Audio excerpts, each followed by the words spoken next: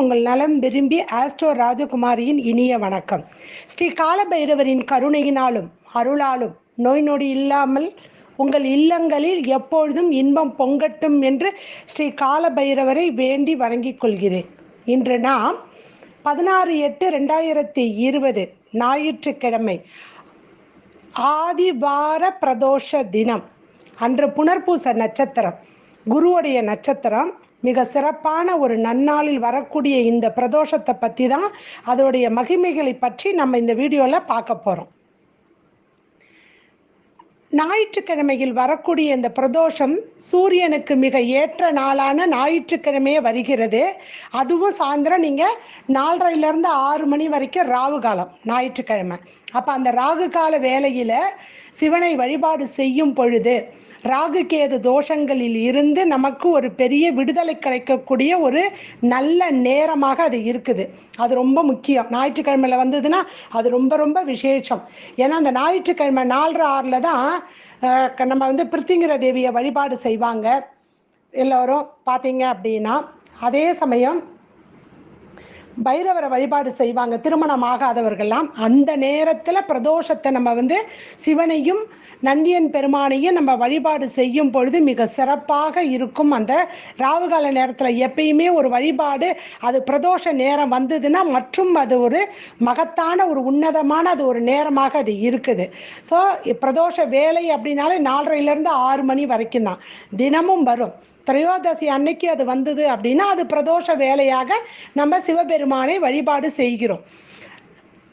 இந்த ஞாயிற்றுக்கிழமையில் வரக்கூடிய இந்த பிரதோஷ தினத்தில் யாருக்கெல்லாம் சூரிய தசை நடக்குதோ அவங்க கண்டிப்பாக இந்த பிரதோஷத்துக்கு அவங்களால என்ன முடியுதோ அந்த அபிஷேக பிரியருக்கு வாங்கி கொடுக்கலாம். அவ்வளோ ஒரு சிறப்பு வாய்ந்தது. அதே சமயம் இந்த சூரிய தசை நடக்கிறவங்க, சூரிய புத்தி நடக்கிறவங்களுக்கெல்லாம் துன்பம் விலகும். தெரிந்த குடும்பங்கள் ஒன்று சேர்வதற்கான ஒரு வாய்ப்பை தரக்கூடிய ஒரு நன்னாள் இந்த ஞாயிற்றுக்கிழமை வரக்கூடிய ஒரு பிரதோஷ தினம். அதே சமயம் ஜோதிடத்தில் ஜாதகத்தில் யாருக்கெல்லாம் சூரியன் அஸ்வினி, ஆயில்யம், அனுஷம், பூரட்டாதி இந்த நட்சத்திர சாரம் ஏறி சூரிய பகவான் யாருக்கெல்லாம் ஜனன ஜாதகத்தில் இருக்கிறாங்களோ அவங்கெல்லாம் கண்டிப்பாக சூரிய தோஷம் இருப்பதனால் இந்த பிரதோஷ தினத்தன்று அந்த அபிஷேக பிரியரை, மும்மூர்த்திகளின் முதல்வராக இருக்கக்கூடிய சிவபெருமானை நாம் வழிபாடு செய்யும் பொழுது நந்தியன் பெருமானையும் சேர்த்து வழிபாடு செய்யணும். ஏன்னா அந்த நந்தியின் கொம்புகளுக்கு இடையே தான் அவர் நர்த்தனம் புரிகிறார்.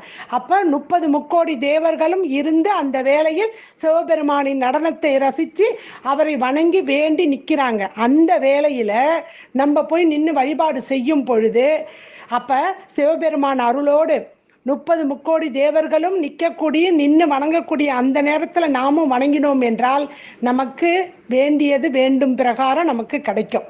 அவ்வளோ உன்னதமான ஒரு நாள் அந்த பிரதோஷ வேலை. அது ஞாயிற்றுக்கிழமை வர்றது. யாருக்கெல்லாம் என்னென்ன முடியுதோ அந்த அபிஷேக பிரியருக்கு அதை செய்கிறது ரொம்ப சிறப்புங்க. என்னென்னா பசும் பால், அது நீண்ட ஆயுளை தரும். யாரெல்லாம் வாங்கி கொடுக்கணும், இல்லை வியாதியில் கஷ்டப்பட்டுட்டு இருக்காங்களோ அவங்க அந்த அபிஷேக பிரியருக்கு வாங்கி கொடுங்க.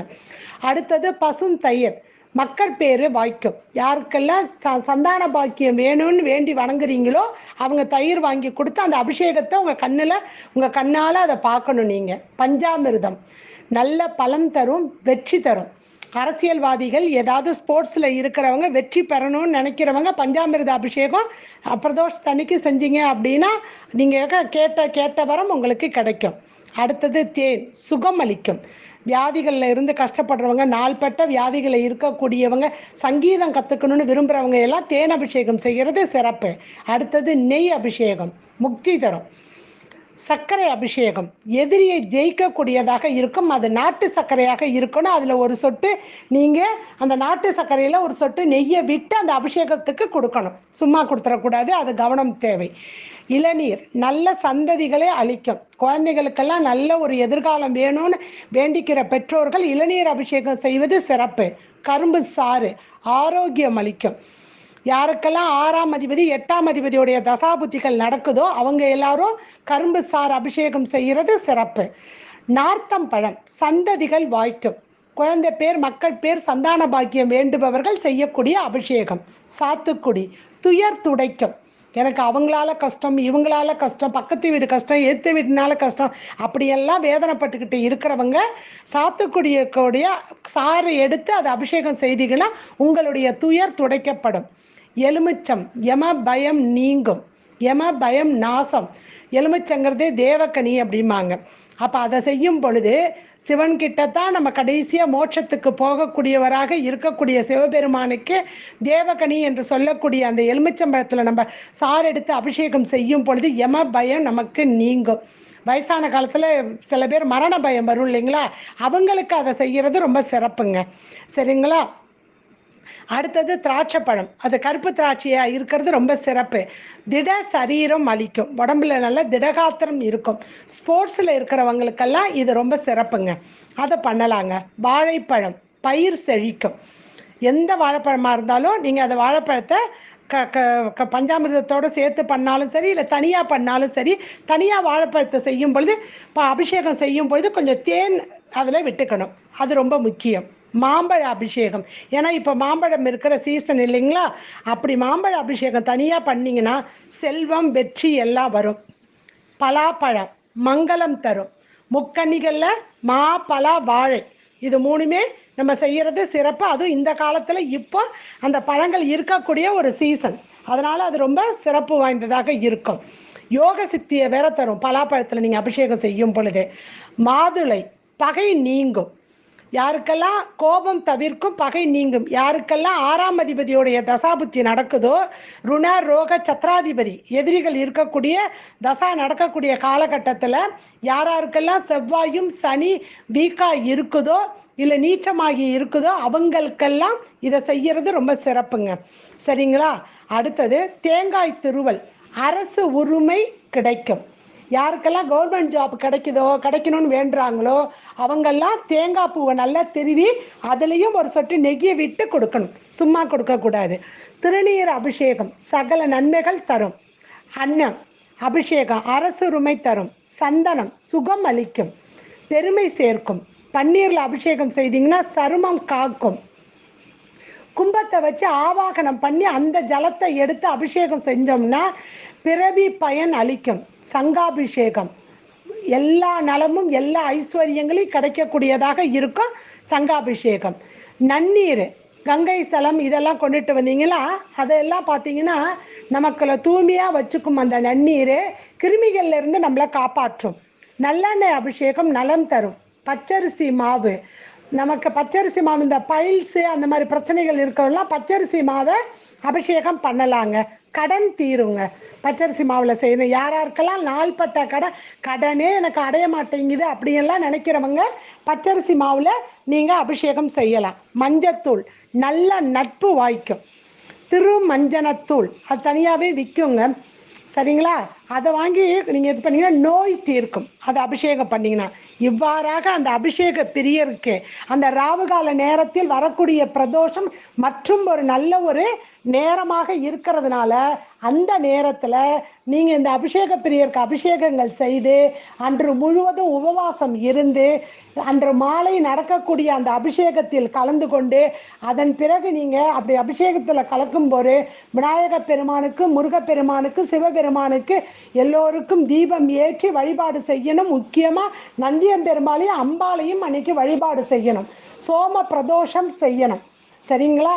ரிஷப வாகனத்தில் போகக்கூடிய அந்த அம்பாளும் சிவனும் சேர்ந்து போகக்கூடிய அதில் ரிஷபமூர்த்தி வாகனத்தில் போகும் பொழுது அவர் பின்னாடியே போய் அதை அந்த பிரதோஷ வேளையில் அந்த ஊர்வலமாக அதன் பின்னாடி சென்று வணங்கி நம்மளுடைய விரதத்தை முடிக்க வேண்டும்.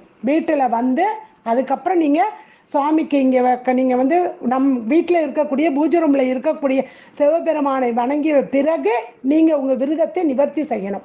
அன்றைக்கு பகல் முழுவதும் நீங்கள் உபவாசம் இருந்து வெறும் பழசாறு நீர் ஆகாரம் மட்டுமே எடுத்துக்கொள்ள வேண்டும். சரிங்களா. அடுத்தது நம்ம சிவனை வழிபாடு செய்யும் பொழுது அன்னைக்கு ஒரு நாளாவது யாருக்கெல்லாம் வந்து கஷ்டம்னா கஷ்டம், எனக்கு அப்படி ஒரு கஷ்டம் இருக்குதுன்னா சிவபெருமானுடைய தேவார பாடல்களில் ஒரு பாடலான மாசில் வீணையும் மாலை மதியமும் வீசு தென்றலும் வீங்கிட வேலையும் அந்த பாடலையும் யாருக்கெல்லாம் எனக்கு நோயினால நாங்கள் கஷ்டப்பட்டுக்கிட்டு இருக்கிறோம்னு நினைக்கிறவங்கெல்லாம் மந்திரமாவது நீர் அப்படிங்கிற அந்த தேவார பாடலையும் காமனா அன்னைக்குன்னு பாடக்கூடிய சிவபுராணம் நமச்சிவாயம் வாழ்க நாதன் தான் வாழ்க இமைப்பொழுதும் எண்ணெஞ்சில் நீங்கா வாழ்க அப்படிங்கிற அந்த சிவபுராண பாடலையும் பாடி அன்று நம்ம அந்த உபவாசத்தை முடிக்க வேண்டும்.